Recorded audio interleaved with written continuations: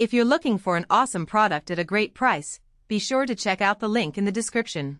The humanitarian crisis in Gaza has reached a critical point, with a staggering number of casualties reported amidst the desperate struggle for aid.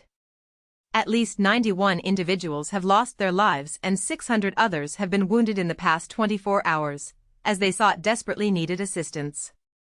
This tragic surge in violence coincided with a visit to Israel by U.S. Envoy Steve Witkoff, who is engaged in discussions regarding a ceasefire. On Wednesday night, crowds of hungry civilians gathered at the Zikim crossing with Israel, hoping to receive aid from trucks laden with essential supplies. However, they were met with gunfire. The Al-Saraya Field Hospital reported receiving over 100 dead and wounded following the shooting, and the death toll is expected to rise further. In a separate incident on Thursday morning, 19 people seeking aid were killed by Israeli soldiers near aid distribution points in central Gaza and Rafah. Gaza is currently grappling with a devastating famine, according to international authorities on food insecurity. 7 children succumbed to starvation on Wednesday, bringing the total number of malnutrition-related deaths to 154. The World Health Organization has issued a statement emphasizing the excruciating pain of starvation, particularly for vulnerable children.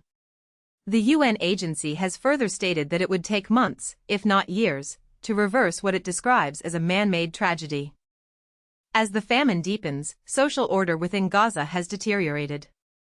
It is now common to witness large groups of hundreds of desperate people waiting for the rare aid trucks entering the territory, with frequent incidents of looting. More than 1,000 people have been shot, primarily by Israeli soldiers, while attempting to obtain aid from the private U.S. Gaza Humanitarian Foundation, GHF, or while waiting at border crossings. The UN has stated that a consistent and adequate supply of aid is crucial to curbing the looting. Israel, which controls the aid crossings, has been accused of contributing to the hunger crisis through its blockade of humanitarian supplies, a claim it denies, along with its denial of starvation within Gaza.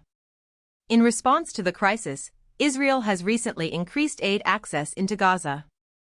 However, humanitarian organizations have expressed concern that these measures are insufficient to resolve the starvation crisis and have called for immediate, unrestricted aid access. The UN Office for the Coordination of Humanitarian Affairs, OCHA, reported on Wednesday that the amount of food entering Gaza is far from enough. On Thursday, the foreign minister of Cyprus announced plans to reactivate a sea route for delivering humanitarian aid to Gaza. Cyprus had previously facilitated the delivery of approximately 2,200 tons of aid last year before the route was disrupted. The minister emphasized the need for more planning before reopening the sea corridor, calling the situation in Gaza unacceptable, unbearable, and stating that aid must be delivered to the territory to yield tangible, visible outcomes immediately. As the hunger crisis intensifies, Witkoff met with Israeli Prime Minister Benjamin Netanyahu in Israel. Israeli media reported that they discussed the ongoing ceasefire talks, and that Witkoff was expected to visit a GHF site in Gaza.